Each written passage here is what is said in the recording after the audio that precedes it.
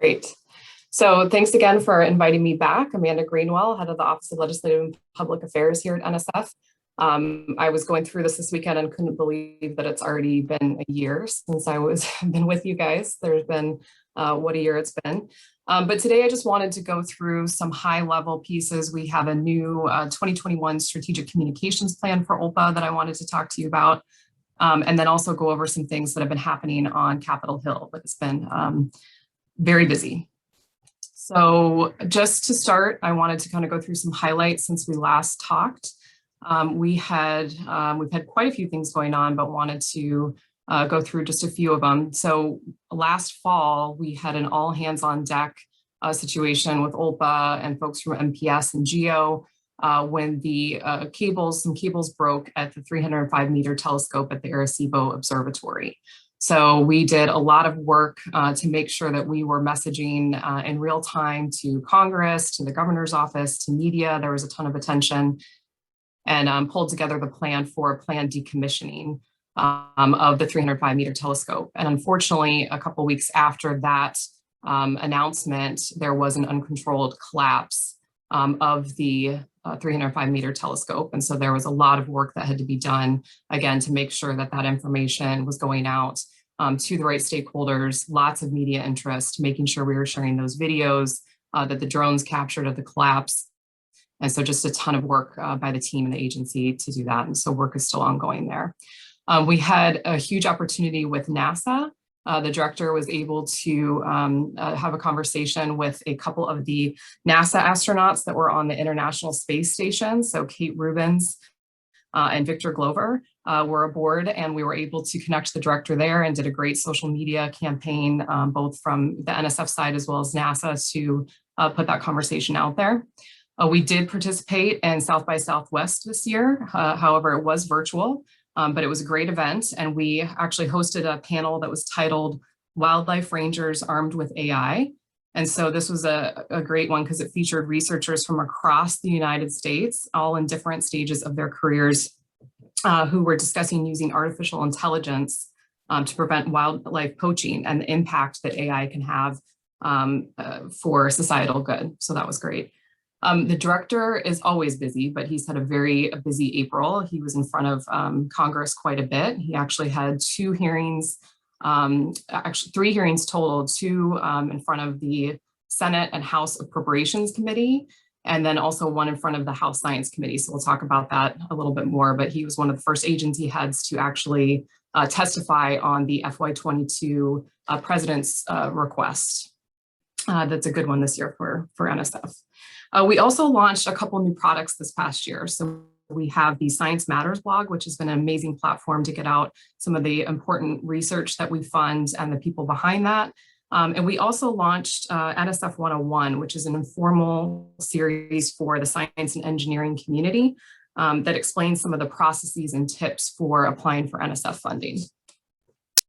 So now I wanted to just go over, like I said, a little bit of the OLPA strategic communications plan for 2021. The team put a lot of work into this, and this is what we've been working towards in terms of messaging to specific audiences. So the plan is based off of audiences, and we've identified 5 key audiences for this. So it's policymakers, the public, educators, researchers, and NSF staff. This is a metrics-based plan, which is really great because that's be able to look at our messaging and outreach and be able to pivot. We're working with the specific audiences where some more work. So I'm just going to go over this again.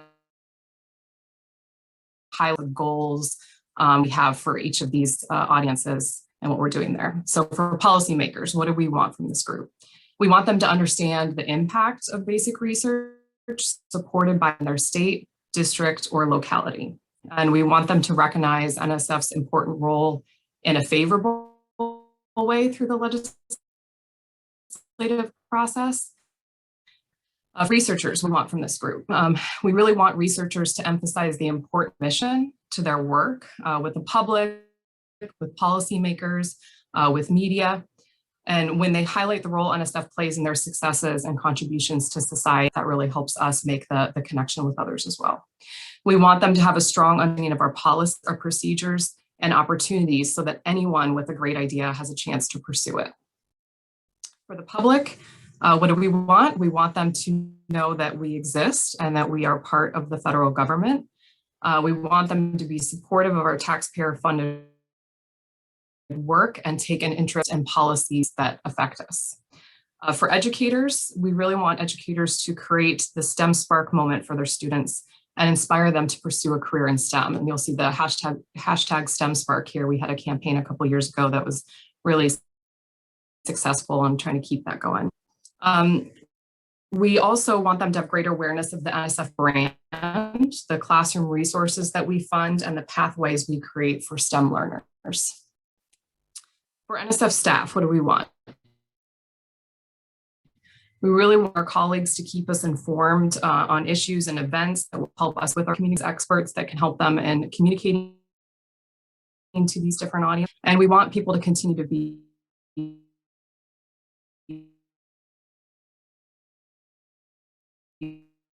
proud here at consistent NSF-wide messaging and what they do. So now I want to share some important updates regarding significant legislative activities that have impacted or can impact NSF. And I'm just going to start with, I think you all know the agency's been vital in making contributions to responding to COVID. So both for the research and then impacts to the researchers. After the CARES Act funding that we received, most of that was spent on rapid awards that contributed to research surrounding the pandemic. Congress saw that, and they actually put $600 million in for NSF in the American Recovery Plan. And so the agency, we plan to invest that $600 million to make sure that we're helping those that have been the most impacted in the community. We're very thankful for the support from Congress. We know that there's a lot of impact out there. And so really wanting to make sure that we can spend this money wisely in the places where it's has the most impact. So we're looking at structuring investments and with the following goals. 1, reach the most strongly affected groups.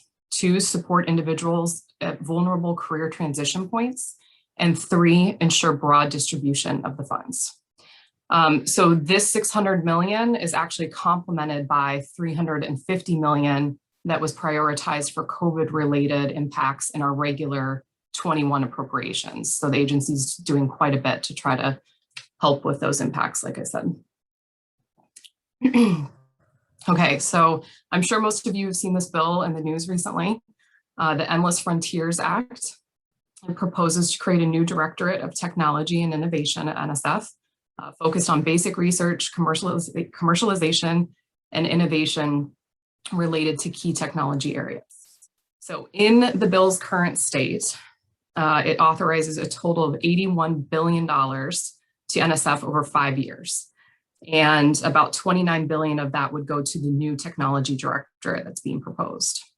The original bill had proposed $100 billion for the new directorate.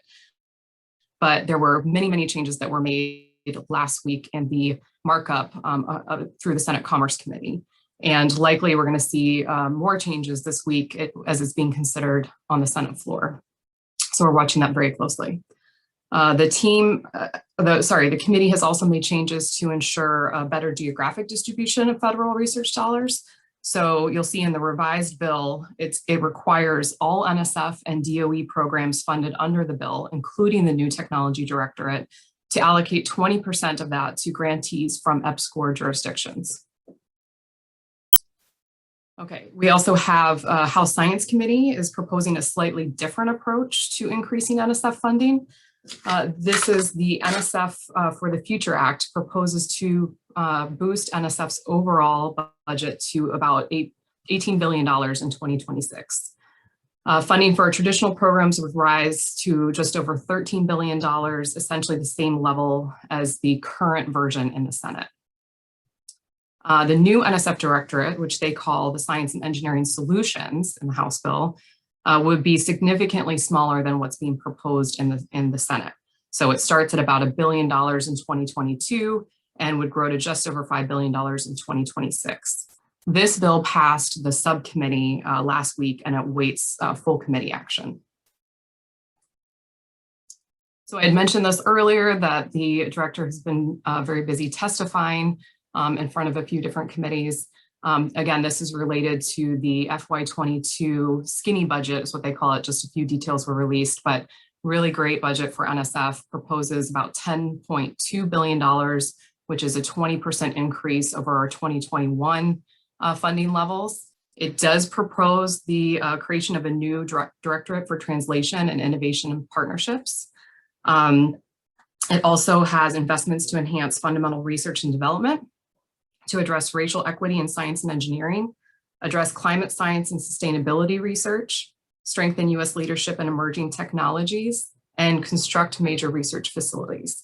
And there will be more details for the 2022 budget coming out at the end of this month. So we'll be able to share more then.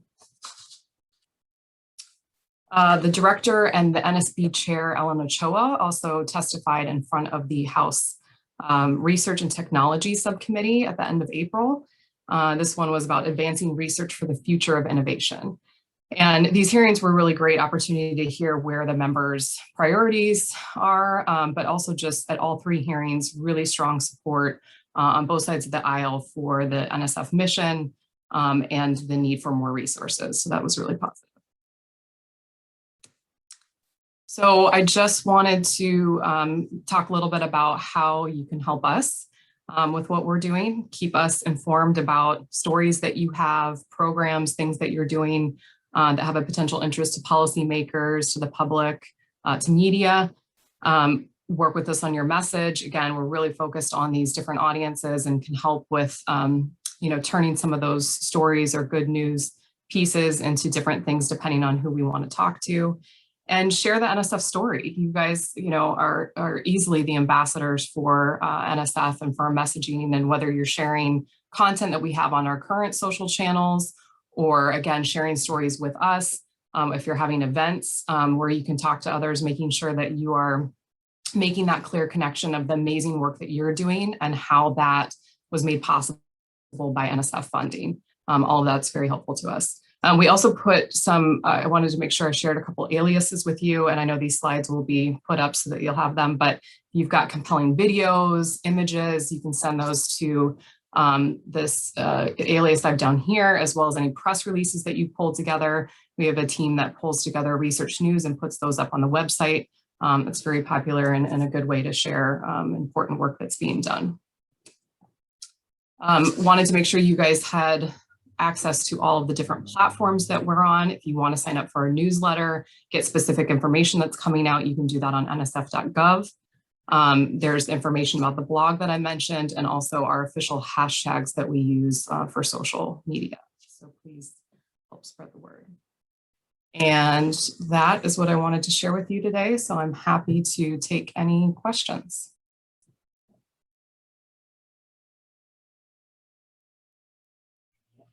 Thanks so much, Amanda. That was a great presentation, a lot of wonderful information you shared. Team, if there's anyone who has any questions, just a reminder, please put those questions in the chat.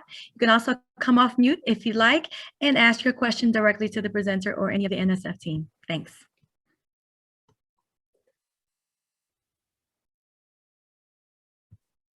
Hey, Amanda, this is Prabhakar Clement at the University of Alabama. I got a quick question for you. This new technology initiative, how would it fundamentally change NSF? So let's say, first of all, what would be the budget allocation? If there is out of the $8 billion, how much will go to that program? And is it an independent organization with its own director? How are you guys planning for that? Yeah, that's a great question. And so bottom line, those details are still being worked in terms of what would be the final setup.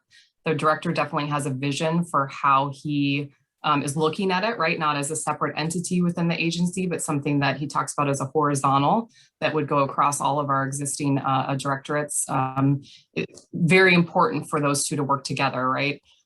In terms of budgets, there are multiple, as I tried to kind of highlight in the presentation, there's multiple levels being proposed, different levels being proposed, but it's very important to remember that the bills I talked about are authorization bills. So even if they're proposing numbers at a certain level, right, both for increasing the current mission that we have, as well as adding this new technology piece, that would have to, whatever final piece of legislation is passed and at what levels, it is up to the appropriators to then look at those. They use these authorization bills to decide, what levels they want to fund at, but it's not a requirement, right? So they can go way over the authorization levels, they can go way under.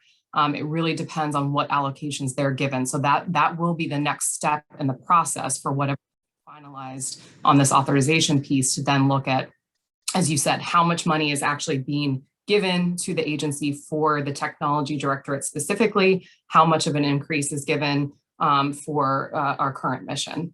And then I think those details, and especially with it being on the Senate floor this week, there's going to be more amendments to that. So we've got to look at all those different pieces to make sure that we still have the flexibility to implement this in a way that works with our current mission.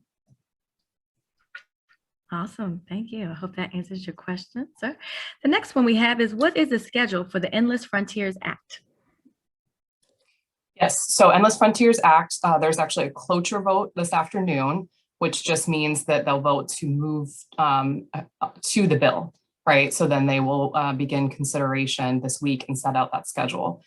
We have been getting a lot of incoming both over the weekend and the week before, since this was marked up for potential incoming amendments. So there's going to be a lot of activity for things that are both related to NSF, as well as things that, like you said, if you watch the markup, there's whenever you see a piece of legislation moving, there's always an attempt to try to get some other legislation or things that members have been looking to pass on that vehicle. So there'll be a lot of things related to us, as well as things not related to us that we'll need to, the committee staff and others will be watching out for.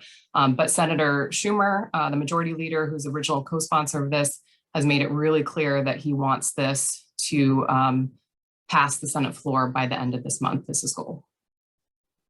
Great. Amanda, you mentioned this in your presentation. I don't know, maybe if you could quickly drop a couple of links, but just a reminder, everyone, all of the presentations this week, they will be on the meeting website, but it just says here, if you could please provide an email or contact links that we can use to send you the news, etc. Again, it was in her presentation, a slide, and we will be posting that on to the website later this week. Next question we have here. I was wondering if the annual report highlights each track one project submits are passed along to you all in the OLPA, and that's the way it read. And I think Liz might want to respond to that first before Amanda. Liz, are you on? Yes, I'm here. Hi everyone. We do receive your annual reporting templates and the highlights that accompany them every single year, and they are of great help to us for presentations like this and for other things that do sometimes make their way to OLPA. However, I do want to let you know we do not send all of the highlights directly to OLPA when we receive them. We use them for other types of things that OLPA does receive, but they don't all go straight to OLPA. And I think that's one of the reasons that it's important to use those hashtags and to connect on social media. And then if OLPA decides they want to obtain more information from you or highlight it in some way, they'll have direct access to those things. Absolutely. Thank you, Loretta. That's all the questions we have in the chat at this time. If you have any additional questions, please put them in the chat or come off mute and ask your question.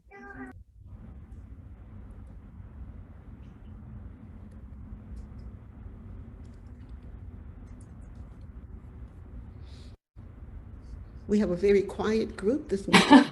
Shane, I know you have a question. Me, Loretta? Yes. Well, the thing that jumped out at me in the presentation, there's two email addresses given for submission of videos or photography or press releases. And I know, in my memory, in my 6 years working with NSF EPSCoR, I can't remember sharing anything directly like that with NSF. So, I see from your slide, you're encouraging that participation. Is there any, any specific guidance or, any some types of information preferred over others? Any guidance you can share with us? Sure, yeah, and happy to send some things to you as well, Shane. But what we're really looking for, especially on the social channels, where it's short videos, things that are compelling, things that are going to grab folks' attention, right? We're trying to stop the scroll. There's a lot of content out there. So, you know, images of animals are always really popular. There's other things that, you know, we're trying to do to grab the attention and then be able to pull people in to tell a little bit more of the story.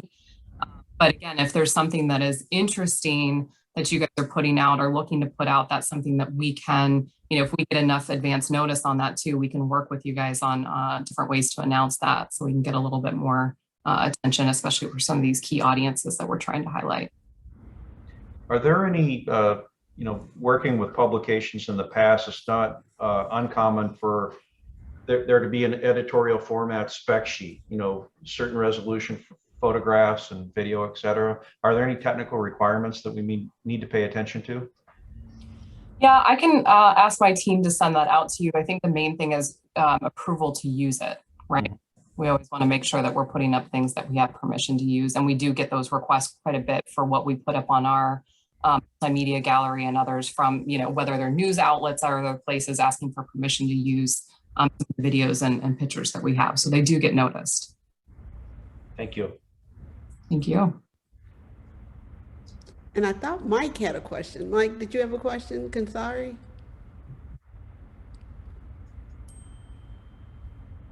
No, well, great presentation. I wonder if there are going to be any communication workshops. EPSCoR used to have those for a variety of our investigators to know how best they can communicate with the public.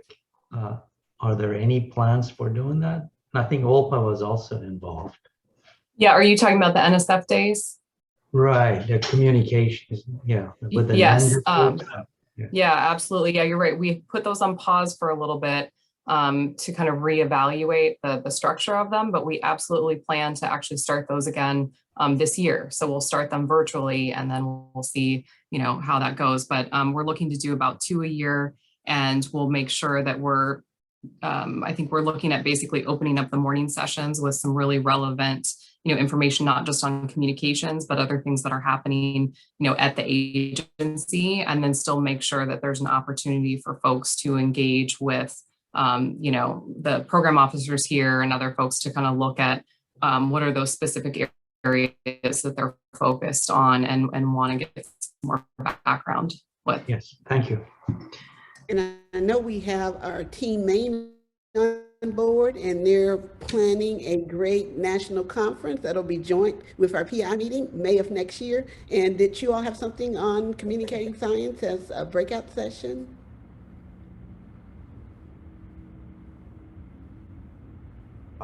There is communicating science content in the agenda right now. And on Friday, when we give an update, I can bring attention to that, if that sounds good. I mean, it's a smaller part of a larger meeting. It could be beefed up if there's interest to do so. Thanks.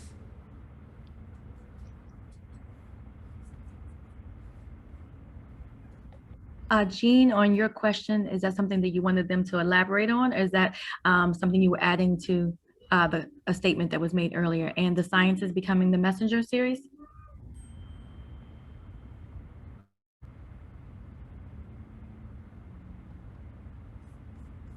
Will that be repeated? Oh, is that to me? Yes. I'm going to have to check on this one. That's not, you know, we did have a big changeover for our contract support, including, you know, those that were helping us with the videos and visualization. So we are looking at a lot of those products that we did before and seeing, you know, in light of, you know, 2021 and everything that's happened this last year, kind of what new products, what things we want to keep, what tweaks we need to make, what new things, you know, what other opportunities has this now all virtual environment provided us. But that one I'll have to check on specifically and see where that's.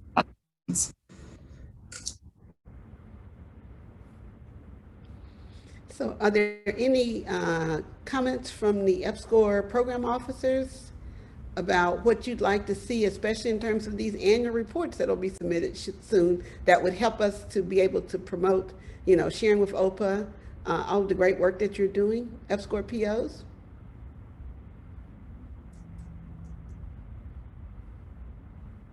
Sure, I can comment on something really quick. If you look at the new guidance that I sent out for the RI Track 2 Awards, there's a specific piece where at the very beginning we're asked for really sort of highlight achievements and really defining out those key things that can give us really great sound bites as to what you're doing is exceptionally helpful, because individual POs, as they go through those, can identify them and then send them on to OLPA and Amanda that can then be published further out for some of the things that you achieve.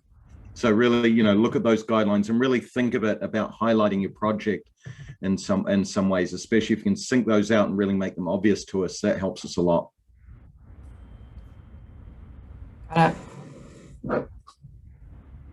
Tim? Sure, I can build on what JD's saying a little bit and others. I would just emphasize that and this was part of the Science and Becoming the Messenger series that EPSCoR did in partnership with OLPA several years ago.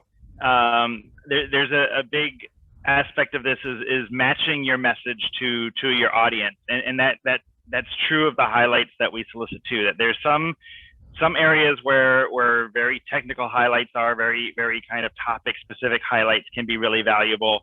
And we have different types of outreach and communications where we focus on those types of elements in our projects.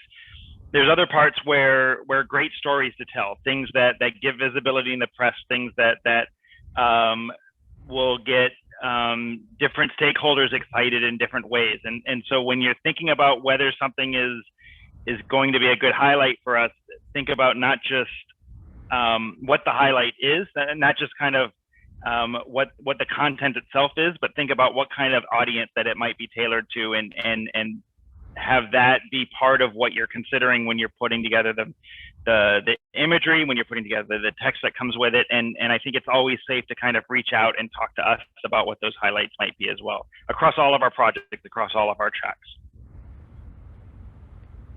Thank you. Chi-Chi? Hi, folks. I'm speaking on behalf of the Track 4 team, and in hoping that Track 4 PIs will be forthcoming with pictures or highlights that they would like to provide. At present, we don't have a formal mechanism to do this, and so you're welcome to upload any pictures or highlights that you'd like to describe from your travels along with your annual report. You'll also need to submit a form 1515. Please correct me, Amanda, if I'm wrong, so that we do have the appropriate permission to use those pictures. And then as part of your annual reporting, if you're having challenges that you've been enduring due to the COVID-19 pandemic, we really want to understand what are you doing in light of those challenges. So what barriers or obstacles have been created? What mitigation strategies have you used? And then also what new opportunities may have occurred based on those mitigation strategies. And I'll go into that a little bit more during the file update session at the end of the week. But that's it for Track 4. Thanks. Jean? I just want to say that I personally enjoy getting the story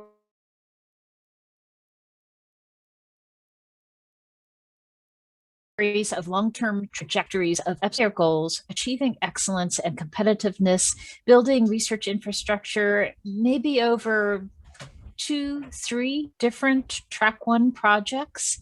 So when we ask for highlights with our annual report, feel free to take that opportunity to tell a more longer range perspective about how sustained EPSCoR funding has benefited the jurisdiction. So again, don't always think that we need 1-year chunks of time in the reporting. Think big. Because I'd say that those of us in our office can see progress happen, stories to try to tell. Now, Amanda, we have a very talented group of communication specialists, across our jurisdictions. And so we want to hear something from you. I see someone who's labeled himself as a science writer. I know you must have a question. So is there anyone in the audience? You can put something in the chat box or raise your hand. And so we want to hear from you. I know you're there and I don't want to call names out. You know, I know I can read minds and I know what you want to say, but I don't want to call on people. So is there anyone who wants to volunteer about some of their best practices in communications? Because if not, I'll have to go to the Track 1 PIs if I don't see volunteers. I can respond real briefly to something that Jean just said. So one thing, and credit goes to Todd Kipfer for this, we keep track of, I believe we have all of our Track 1 awards in some minor amount of detail on our website.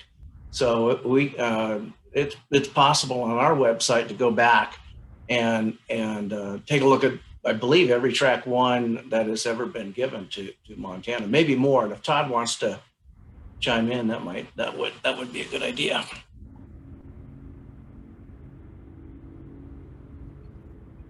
Yeah, we've put those all up on our website, and including all the faculty hires over the years. And I think it's really helpful for, you know, interested parties and others to kind of learn from the things that we've done in the past versus just focus on the current Track 1. And I know North Dakota, Kelly, you all do a great job with your newsletters. Do you want to add something, or your communication specialist? We've hired a really helpful person. I'm gonna put my video back on. Hey, Loretta. Hi, Kelly. You want to make sure I wasn't sleeping. Yeah, we do put out and I believe Kaylin, our communications manager, is on today, but we put out a monthly newsletter, anywhere from 8 to 10 pages. So it's a major investment every month, and kudos to Kaylin. And so we try to cover not only, you know, researchers and meet the researchers, but really about the students and the great research they're doing, our STEM outreach across all of our institutions that participate. So we have 11 institutions that participate in EPSCoR in North Dakota, and 10 of those are on our current Track 1. And so our newsletter is not dedicated to the Track 1, it's dedicated to everything we do across EPSCoR. And speaking about the, you know, Jean Small had said, you know, a longer range. You know, obviously we try to highlight our new Track 1 a little bit more, but we do have another Track 1 ending. But we want to, it's really to highlight, and it's directed at the public more so than technical snippets, right? So it's really trying to direct this newsletter at the public. So it goes out to, and I'm not sure how many is on our mailing list, but it goes to every state legislator. It goes throughout the entire state, in addition to outside the state. Again, really to communicate to the public how we are working to build STEM capacity and competitiveness. So Kaylin's on, I believe, and maybe I'm going to, you know, so if she had anything to add, that would be great. She was on earlier, so she's on right now. So Kelly, that what you just talked about reminds me too that we've got one of the social media pieces that we've been doing is Scientist Selfie this last year, where we really try to highlight, you know, the amazing people behind the science and projects. So it just sounds like, I mean, that's another great thing, that if you guys have folks that you think, you know, are, you know, really good, we do like a short video on that and put that across our channels. And it's a really great way to, you know, we're trying to do a little bit more engagement, not just putting out things on the platforms that we have. So I think that's wonderful that you do that. And can I just ask, in the newsletter, is it clear that it's like all of the work that you're doing, that's NSF funded projects? Legislators? Right. So any person that we highlight, their affiliation to our NSF, whether it's a Track 1, a Track 2. So for instance, our current Track 1, one of our Seed Award winners for our current Track 1 also just won NSF Career Award, right? So we want to highlight that. Look at the strong end. But yes, so the affiliation into what award they have is in there. But you mentioned we also have a YouTube channel, and Kaylin, we've been populating that, and she's gone out around the state and has either done it via person for those face-to-face for those folks in the last year or so that want to do face-to-face. So we've gone inside labs. We have done it through Zoom. So we are also building a growing video library of students and faculty. Meet the scientist, meet the student. Let's take a look inside the labs across all the institutions. So so our YouTube channel video presence is growing also. Great. Okay, we have a few more minutes. I see Christian from Kansas. I see Terry from Guam and Julie from Mississippi. Any comments? And Bill Mitchner? Loretta, if I could just step in, I just want to say, following up on Kelly's discussion, that one of the pleasures I've had is sitting down with Kelly and listening to her very impassioned description of how North Dakota EPSCoR has fostered relationships with Native Americans through decades, has seen students progress to faculty positions, really under the kind of guidance and support of North Dakota EPSCoR.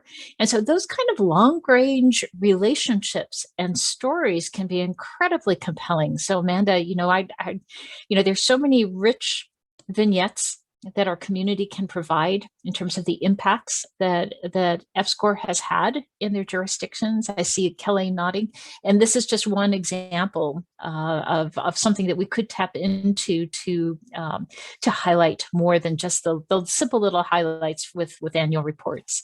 So if there were a mechanism for us to delve down deeper, to tell jurisdiction stories a little bit more deeply, I would love to see that. Yeah, and that's another thing, I talk about social media, but we also use a ton of those stories and the nuggets that you give us there for, Hill briefings, for fact sheets that we're putting up state by state, all of those are very, very useful to us. So there's a lot of different ways that we can use it within OLPA. Matthew, were you going to add something? Yeah, thanks for putting me on, Loretta. If you don't know, I'm Matt Andrews, and I'm from Nebraska. And one of the things that we found is very important is, first of all, explain what EPSCoR is, what the acronym is. And that we were the experimental program, but now we're the established program. And when I say explain, I am talking about the general public. I'm not really talking about the university faculty that we fund. But a good example is this summer in July, we're holding a 2-day workshop for middle school and high school science teachers. It's going to be here in Lincoln, and we're going to share best practices. We have new ideas in terms of presenting STEM topics, talk about STEM careers, but then there's also going to be time set aside so that the high school and middle school teachers in Nebraska realize the resources that Nebraska EPSCoR offers to them. And so rather than we have our annual reports and all that kind of stuff, but by actually taking the show on the road to these middle schools and high schools, I think that's really where you start making changes in things like workforce development and being able to open up the idea that there are these new careers, these careers that are 5-10 years away that these students may be interested in. So that's one of the approaches that I think is important. But I think to start it all off, you need to be able to make it clear to the public what EPSCoR is and what it can do.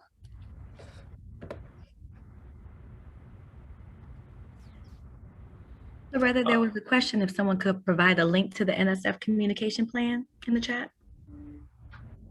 So actually the plan is an internal document, but we do have a one-pager that we've made for external use. I'm happy to share that along with the presentation from today.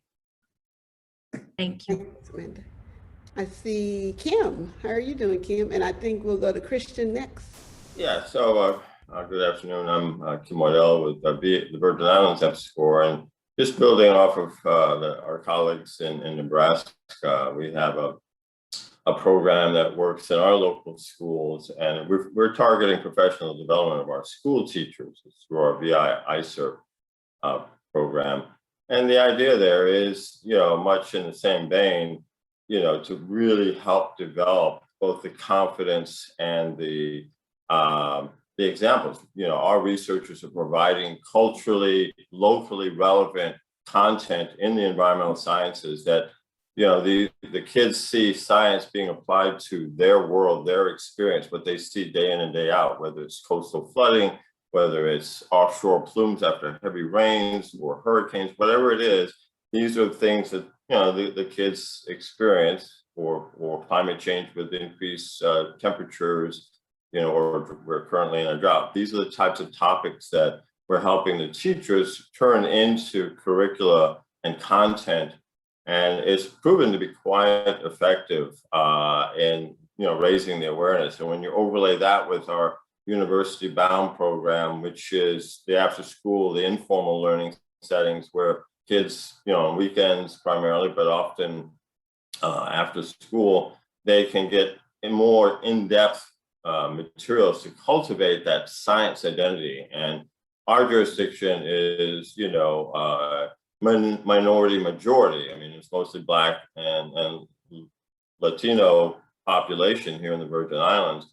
And so we have an opportunity to really try to understand what works, what resonates with these underserved communities, what is effective in creating that identity, and having the teachers, by focusing on the teachers, we really bring up their level of confidence. And so over the last 3 or 4 years, teachers that have been in our VI ICER program have gone on to win Teacher of the Year awards. And, we have 1 or 2 teachers that have gone on to national prominence, in the sort of category as really effective STEM teachers.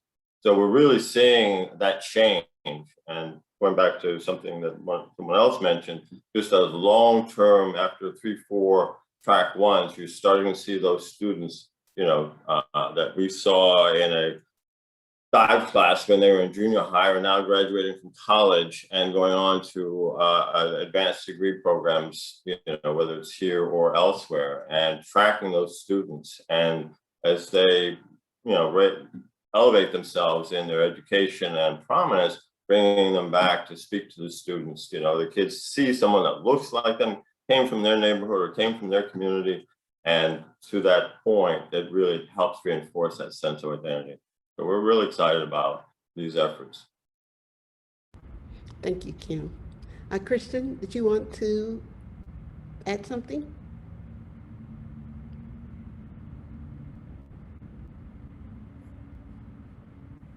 Me? Yes. Okay. Yeah, so this past phase that we have on microbiomes, we've actually focused a bit more on the K through 12. And we have Peggy Schultz in our project who has gone out to the local schools in Kansas City that have largely underrepresented students. And I think, as I recall, there's also one in Topeka, and taking lessons that are focused on our microbiome project. It's really cool. She's made videos of these. And also, we've had a magnet school in Kansas City that she's gone to, where they also present the program, their lessons in Spanish. And that has been a huge success in our jurisdiction.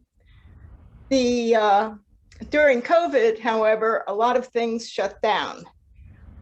We were unfortunately not able to do, Peggy wasn't able to do her teacher's workshop in the summer, which we're doing again this summer.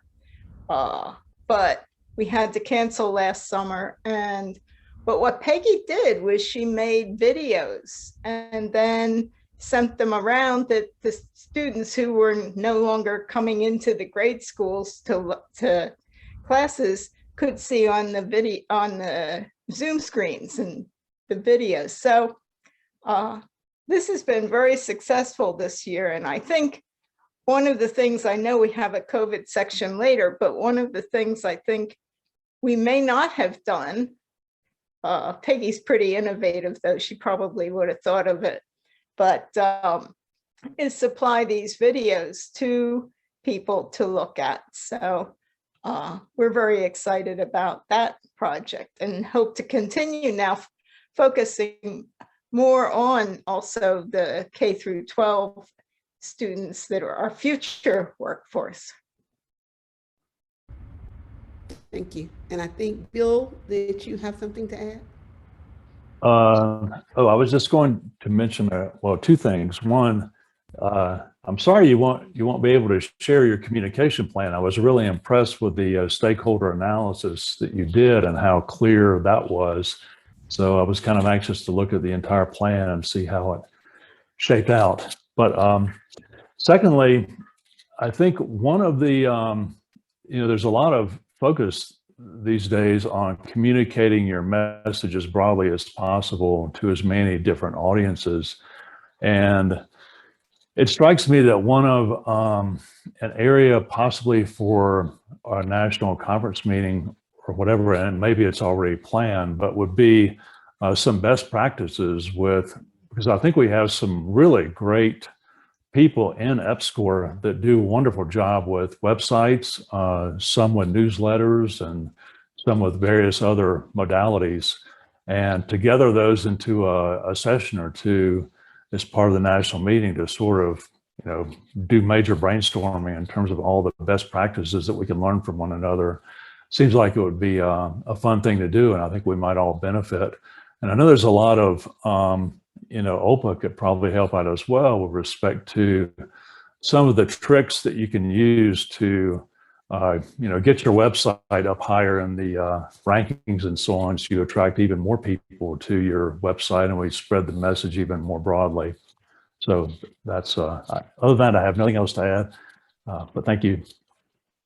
Yeah, thank you. And just on the strategic communications plan, I'm hoping the one pager, even though it's not the full plan, it does give it gives more detail about, the different audiences, the different, not just goals, but kind of some of the tactics that we're taking. So hopefully you still find it useful. It's just that the actual plan is very in the weeds and very specific to, certain things that we're looking at. So thank you for that. And yeah, I agree. Website, all of that, we're always looking at how we can do better, right? Not just on that, the website piece, but YouTube rankings, all of it. So communications is constantly changing. So we've got to stay up with it.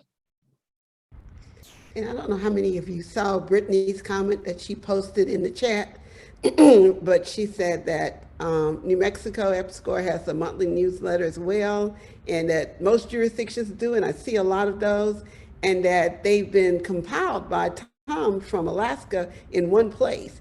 And so she gives us an address that we can email. And so we'll definitely check that out. And if there's one place we can just go through and click and see all the newsletters, that'll be great. And so I think I covered everybody that I thought wanted to say something, but if I missed you, now's the chance to raise your hand or put a message in the chat box. And if not, I will turn it back over to Amanda if she has any closing. Okay, I see Shane. Okay, go ahead, Shane. A small follow-up question to Jean. So Jean mentioned that there'd be interest in sustainability type articles on past Track 1 grants, and that's new information to me. That's something we definitely like to consider in Maine, I'm sure. But I'm just curious, would there be any interest on NSF's part to have us explore Track 4 focused highlights or Track 2 focused highlights? Yes, definitely. And we've been collecting them from Track 1, and I've talked to members of my team, and I think they're all excited that we would want to provide a template and obtain updates from Track 2 awardees, Track 4 awardees. I know Tim Van Rieken recently requested some highlights for co-funded projects, And so we need a better way of capturing all of our highlights. And so if we get a congressional inquiry, we always like to respond, hey, these are some great things. And most of them already know, but these are some great things that are going on in your jurisdiction. So beyond track one, it would be nice to collect all of those, and we'll work internally on the best way to do that and be able to share more information with Amanda and her team. Thank you. So going once, twice. Okay, Jean? Yeah, and just following up on that, there are oftentimes when I read an annual report that something comes up that strikes me as being pretty remarkable and worthy of a highlight. And so I bug my poor PIs and ask them to please submit a highlight on it. This could happen sometimes in the middle of the year if something interesting is going on. And so I think that, after this meeting, we may be talking more about how we might, as program officers, give the nudges to say, hey, tell us more about this. This is really interesting. And in general, sometimes it's nice to have some evaluation data to go along with something innovative you might have done. So it's nice for us to be able to say, hey, this is really interesting. Can you get an evaluation of this part of your project in the next 6 months to help us understand the significance, what worked and what didn't? So again, keep that in mind that we're always on the lookout for those great stories that are happening in your jurisdictions.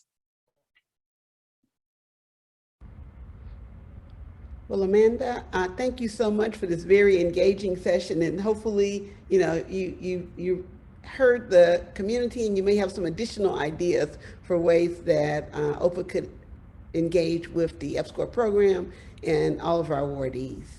Yes, no, absolutely, Loretta. I appreciate the time and everybody's input. I guess just hearing how much, I know you guys do a ton of work, but just hearing how much outreach, especially you do in your jurisdictions, I would, not just the pieces I highlighted with saying, share your stories with us, which we absolutely want, but, just make sure you have, the NSF connection in there, the NSF, branding, using that local. You guys have so much more of a reach, especially in your areas that we will never be able to have, right? And so again, all of those, the messaging, the events, all those type of relationships that you have there are so valuable. And as you said, you're doing amazing work and have amazing stories. So I appreciate it, and yeah, look forward to different ways that we can continue to highlight those successes.